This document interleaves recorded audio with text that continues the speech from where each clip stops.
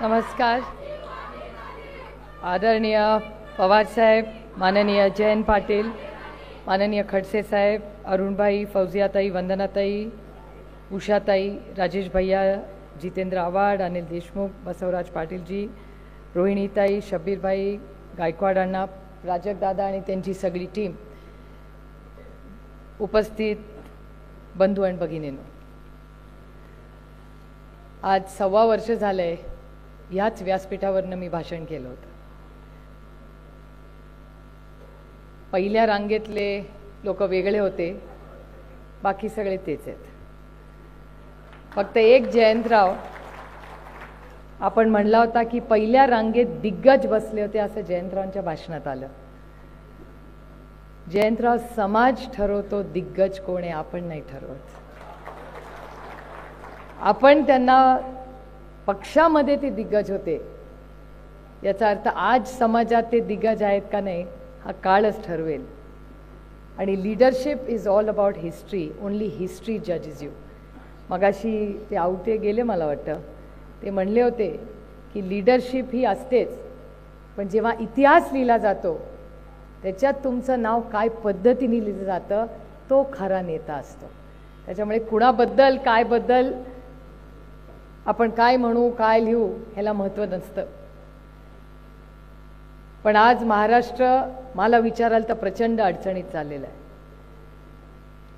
आज आपण राजकीय विषय, भावनिक विषय याच्याबद्दल अनेक भाषांमध्ये चर्चा झाली, पण मला असं वाटतं राष्ट्रवादी काँग्रेस पक्षावर पुढचे 6 महिने वर्ष इलेक्शनची जबाबदारी असणारच आहे. पण हा आदरणीय पवार साहेबांचा पक्ष आहे, त्याच्यामुळे राजेश भैयांनी जी भूमिका बांधली ती मला वाटतं सगळ्यात महत्त्वाची आहे. आज महाराष्ट्राच्या समोर सगळ्यात मोठं आव्हान कुठलं असेल तर ते पाण्याचं असणार आहे. त्याच्यामुळे माझी राष्ट्रवादी काँग्रेस पक्षाच्या काही जिल्ह्यात, म्हणजे नाशिकला वगैरे ती नसेल, पण बीड, उस्मानाबाद, पुणे अनेक भाग आज असे आहेत ज्याच्यात प्रचंड पाण्याची अडचण आहे. त्याच्यामुळे पुढचा कार्यक्रम माझी जयंतरावांना विनंती राहील की पुढचे काही महिन्यांमध्ये सरकार या बाबतीत अतिशय असंवेदनशील आहे. हे ट्रिपल इंजिनचं जे खोके सरकार आहे हे फक्त पक्षफोडा, कुटुंबफोडा ह्याच्यात इतकं व्यस्त आहे की त्यांना खरंच आज सर्वसामान्य मायबाप जनतेच्या सुखदुःखासाठी काही वेळ नाही आहे. आणि त्यांना वेळ नसली तरी हरकत नाही, आपल्याला वेळ आहे. कारण का हा सर्वसामान्य मायबाप सुखदुःखाचा, कष्टकऱ्यांचा हा पक्ष आहे. आणि आज मतदारसंघात मी कुठेही गेले तरी एक गोष्ट लोक मला मागतात. लोक म्हणतात ताई बाकीचं राहू द्या, होईल, फक्त पाणी द्या. आणि आज जल जीवन मिशनच्या माध्यमातून बारामती लोकसभा मतदारसंघात 1 नंबरचं काम झालं आहे. माझ्याकडे टाक्या झाल्या आहेत, माझ्याकडे नळ झालं आहे, माझ्याकडे सगळं झालं आहे, माझ्याकडे पाणी नाही. त्याच्यामुळे अतिशय गंभीर विषय आहे हा. त्याच्यामुळे माझी सगळ्या सहकाऱ्यांना, पदाधिकाऱ्यांनी ज्या ज्या जिल्ह्यांमध्ये अशी परिस्थिती आहे त्यांनी याचा अतिशय गांभीर्याने विचार करावा. दुसरं, अंगणवाडी सेविका, अंगणवाडी भगिनी. मागच्याच आठवड्यात अमोलदादा आणि मी बारामती लोकसभा मतदारसंघात आक्रोश मोर्चासाठी फिरत होतो आणि अंगणवाडी भगिनींच्या आम्ही आंदोलनाला सहभागी झालो. मला ह्या व्यासपीठावरनं ह्या महाराष्ट्रातल्या प्रत्येक अंगणवाडी सेविकाला हा शब्द मी देते की आता मी फक्त आंदोलनात तुमच्याबरोबर सहभागी होऊ शकते, पण ज्या दिवशी राष्ट्रवादी काँग्रेस पक्षाची सत्ता येईल ती फार काही वेळ नाही, आमचे मुख्यमंत्री पहिली सही जी करतील महिलांसाठी ती अंगणवाडी भगिनींसाठी होईल, हा शब्द मी तुम्हाला देते. कारण का त्यांच्यावर टीका टिप्पणी खूप झाली आणि आपण किती वेळ वाया घालवणार त्यांच्यावर. जे गेले नाही गेले, लोकांच्या अपेक्षा आहेत मी त्यांच्या विरोधात बोलावं, मी त्यांच्या विरोधात नाही बोलणार. याचं कारण असं की ना, माझा एक ड्रायव्हर आहे, तो बिचारा ड्रायव्हरला पगार मी देते. मी रागवले, कशी वागले तरी त्याला झेलावं लागतं. कारण का शेवट त्याचा EMI असतो, त्याच्या मुलांची फी असते, त्यांच्या मुलांचं आईवडिलांचं औषधं असतात. त्याच्यामुळे जो गरीब आहे ना, जो बिचारा आहे ना, त्याच्याशी नाही लढायचं. लढायचं असेल ना तर आपल्यापेक्षा जो ताकदवर असेल ना त्याच्याशी लढण्यात मजा आहे. त्याच्यामुळे माझी लढाई महाराष्ट्रात कोणाशीच नाही आणि त्यांच्याशी मी लढणार नाही. दिल्लीने डोळे वटारले ते घाबरणारे आहेत, त्यांच्याशी काय लढता हो? लढायचं असेल तर दिल्लीच्या अदृश्य शक्तीची लढा, आणि मी दिल्लीत लढतेच त्यांच्याबरोबर.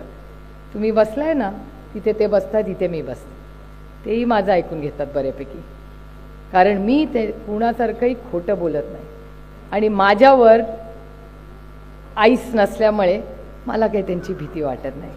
कारण का सुप्रिया सुले की सबसे बड़ी ताकद, हे माझं विरोधक म्हणतात, मी म्हणत नाही आहे, मेरी ईमानदारी आहे. त्याच्यामुळे मला असं वाटतं हे राजकारण आणि देश कुठेतरी बदलला पाहिजे. आयडियलिस्टिक वाटेल तुम्हाला माझं भाषण, पण कोणीतरी हे थांबवलं पाहिजे. प्रत्येक वेळेस कॉन्ट्रॅक्ट पैसे कशासाठी? तुम्ही एक काहीतरी ठरवा, तुम्हाला लोकप्रतिनिधी व्हायचंय का तुम्हाला बिझनेसमॅन व्हायचंय. ही खूप मोठी संधी आहे राष्ट्रवादी काँग्रेस पक्षाला. आता आपल्याला ठरवायचंय की आपला पक्ष आपल्याला पुढे कसा घेऊन जायचा आहे. मगाशी मला आवडलं नाही, काल कोण म्हणलं, कोणतरी आपल्या पाहुण्यांपैकी एक म्हणलं की राष्ट्रवादी काँग्रेस पक्षाला त्याची आयडिओलॉजीच माहिती नाही. कोणी तुम्हाला म्हणलं आम्हाला आमची आयडिओलॉजी माहिती नाही? काही लोकांना माहिती नसेल, आम्हाला आमची आयडिओलॉजी माहिती आहे.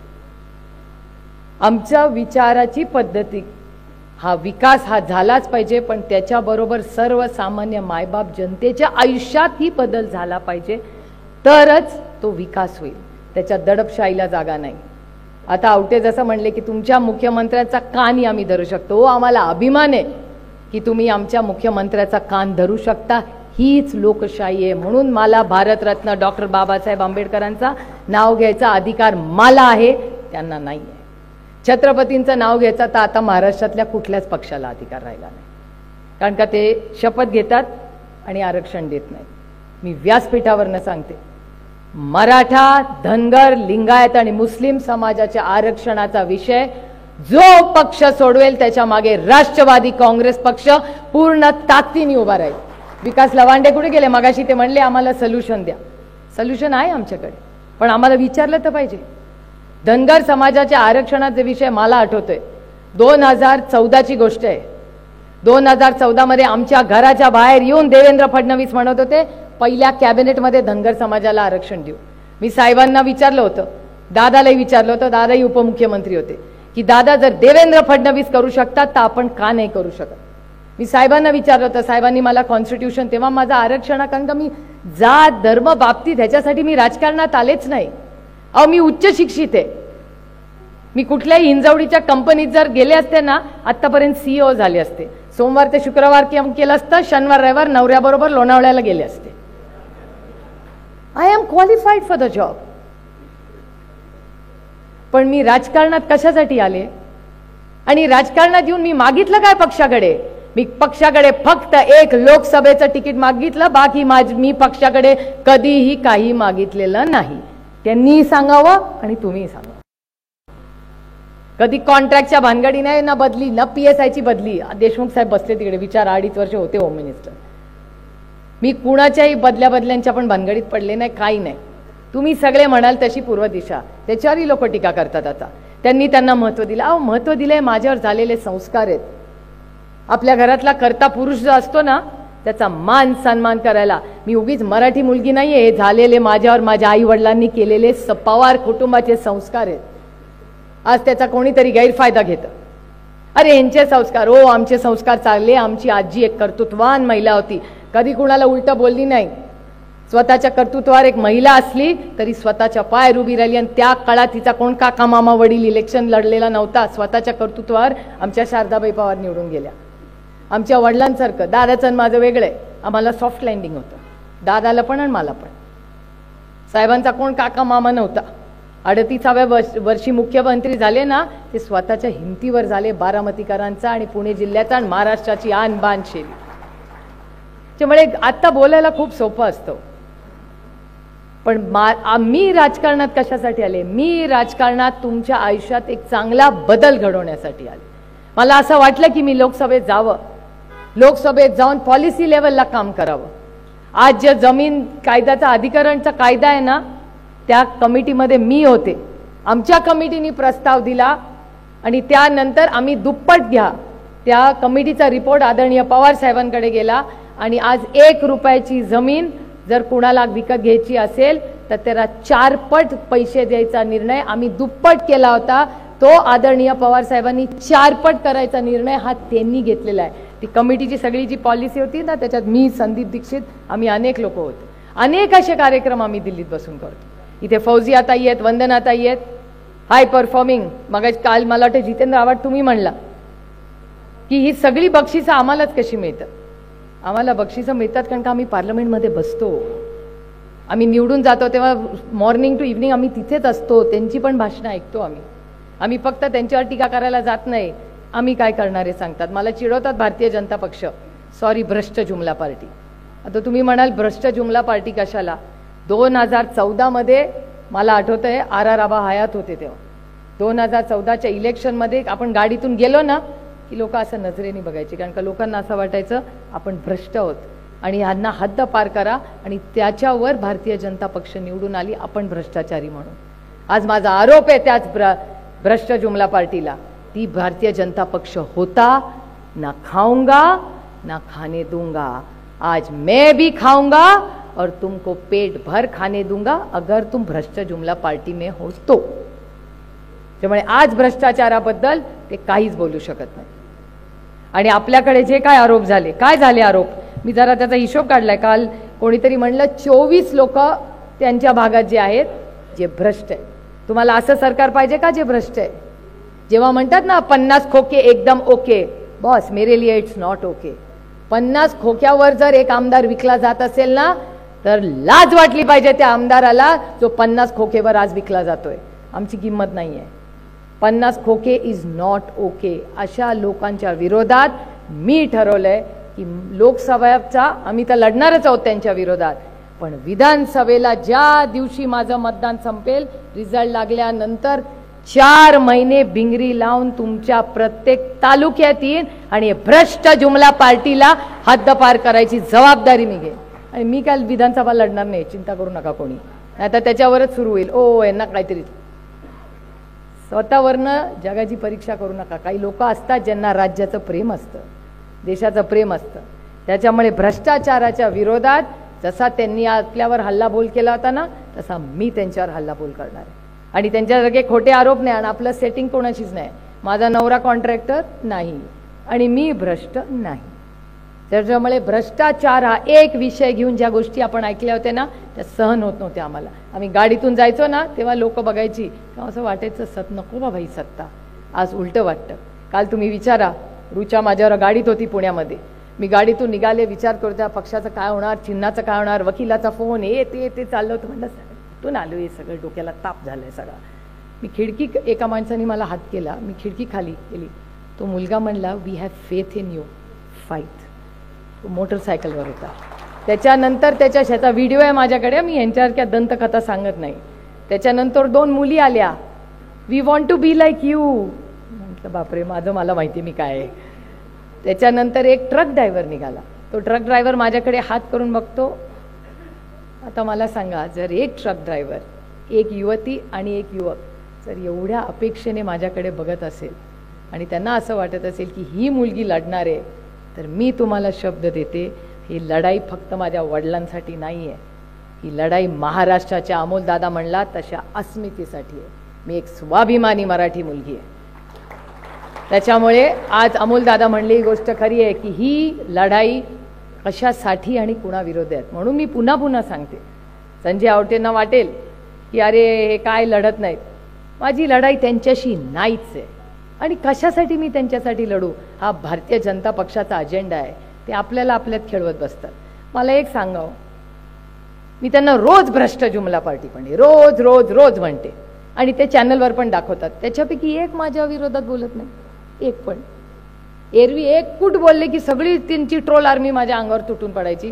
आता एकही बोलत नाही. शिंदे गटातलं कोणी बोलत नाही, एकच गटातले बोलत राहतात. हा अजेंडा त्यांचा नाही आहे, हा सगळ्यांचा बोलता धनी ही अदृश्य शक्ती आहे. आणि मी अदृश्य शक्तीला जिंकू देणार नाही. तुम्ही आमच्यात वाद लावणार आणि स्वतः बरणार नाही चलेगा. त्यांचंही बघू, आपलंही बघू, आणि दिल्लीला सांगू की ह्या महाराष्ट्र आहे, तुमची कूटनीती इथे चालणार नाही आणि महाराष्ट्रामध्ये स्वाभिमानी लोक आहोत आम्ही. मग काँग्रेस पक्ष असू दे, राष्ट्रवादी काँग्रेस पक्ष असू दे की शिवसेना असू दे, मी तुम्हाला एक प्रश्न विचारणार आहे आज. तुम्ही फक्त मला थोडासा आढावा सांगा. विकास विकास विकास कसला हो विकास? यांचा स्वतःचा विकास करतात ते, यांनी कुठला मोठा विकास केला मला हिशोबाला सांगा. आता मी तुम्हाला विचारते, एक आदरणीय पवार साहेबांची आणि आपली विचारधारा, आणि दुसरी भारतीय जनता पक्ष भ्रष्ट जुमला पार्टीची विचार. तुमच्या तालुक्यातला सांगा, बाकीचं गावाचं सोडून द्या. तुमच्या गावामध्ये वीज कुठल्या पक्षाने आणली? काँग्रेसच्या विचारधारांनी आणली का भारतीय जनता पक्षाच्या? वीज काँग्रेस नक्की सगळ्यांकडे. शाळा कोणी आणल्या? कॉलेज, अंगणवाडी, रस्ता, मोबाईल फोन, व्हॉट्सॲप, नोकऱ्या, इन्व्हेस्टमेंट, आदिवासींचा विकास काँग्रेस. MIDC, हमी भाव, दूध संघ, बँका. मग यांनी केलं काय? आईस.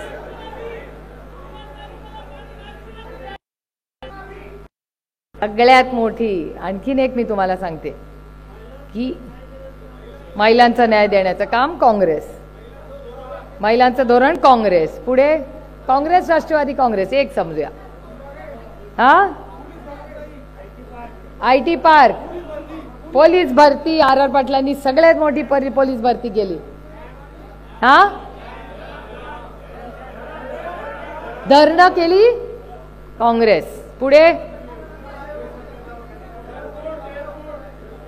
एअरपोर्ट काँग्रेस, धरणं काँग्रेस, पोर्ट काँग्रेस, पुढे IIT, IIM सगळं काँग्रेस, पुढे बचत गट कोणी काढले?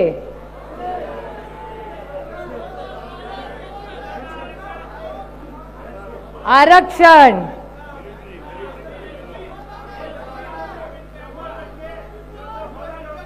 फळबाग योजना काँग्रेस राष्ट्रवादी, पुढे ST बस. आता बघा, सगळा जो विकास झालाय महाराष्ट्रात तो कोणी केलाय? तो काँग्रेस आणि राष्ट्रवादी काँग्रेस पक्षाने केलाय. ह्यांनी 10 वर्षात केलं काय? महागाई BJP, बेरोजगारी BJP, भ्रष्टाचार, वॉशिंग मशीन, अंगणवाडी सेविका आंदोलन, शिक्षकांवर अन्याय, डॉक्टरांचा अन्याय, पत्र लाठीचार्ज जालन्यात, प्रकल्प घालवले, आमदार पळवले, खरेदी आमदार खरेदी BJP.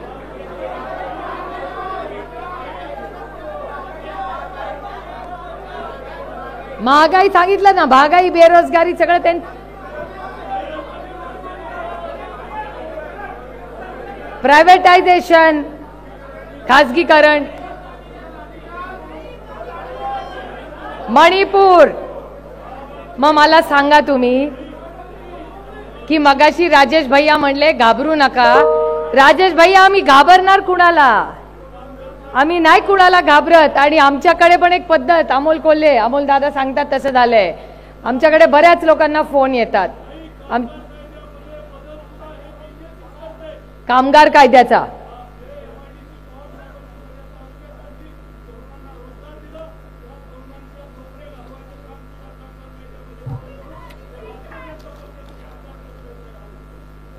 कामगार कायदा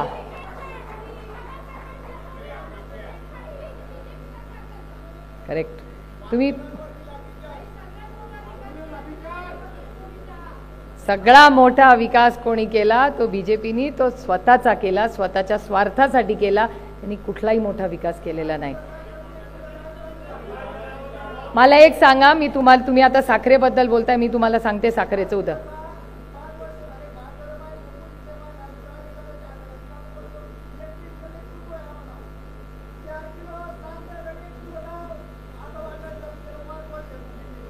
पहिल्यांदा ना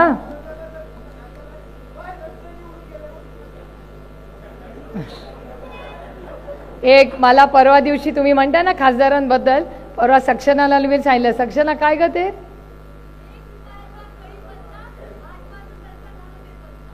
1 रुपयाचा कढीपत्ता भारतीय जनता पक्षाचा खासदार बेपत्ता, असं मी नाही म्हणत आहे, सोलापूरचे लोक म्हणतायत.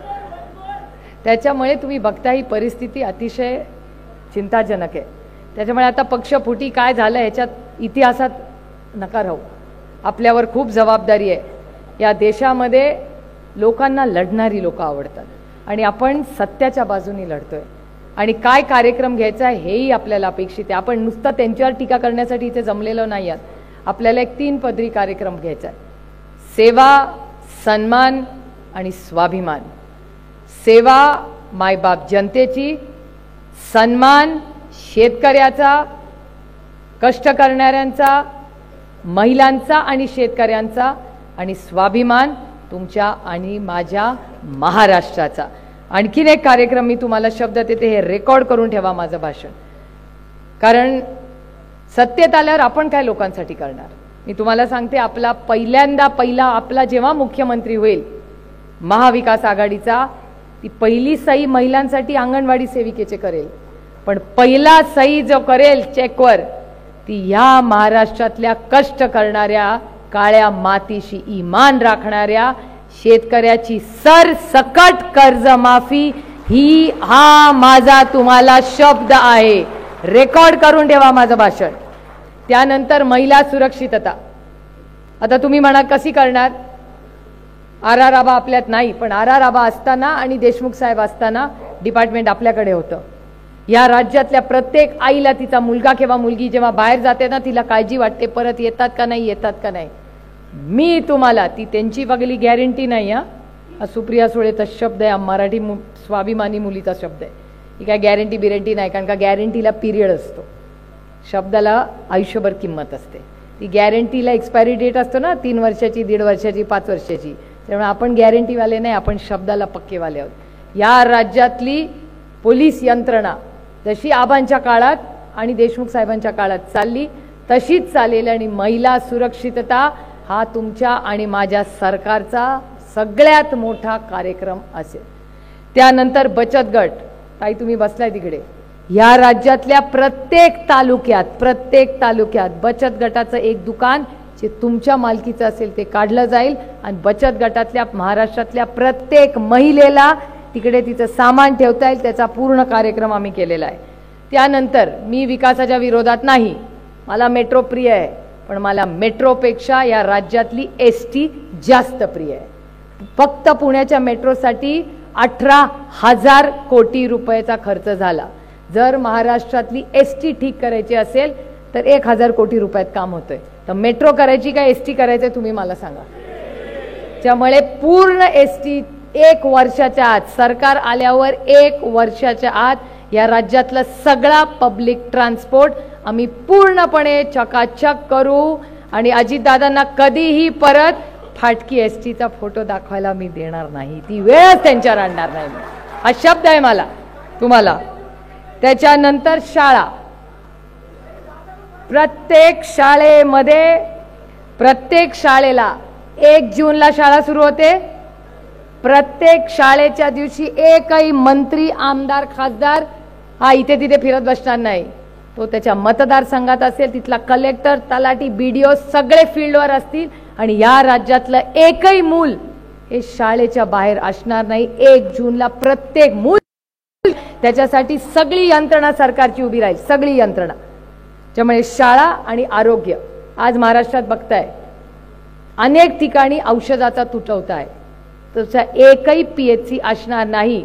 आणि राजेश टोपेंनी, मला राजेश भैयाचा सार्थ अभिमान आहे, कारण का कोविडच्या काळात या राज्यात नाही देशात सगळ्यात चांगलं कोविडचं काम कोणी केलं हे मी म्हणत नाहीये, केंद्र सरकार म्हणते, ते राजेश भैया आहेत.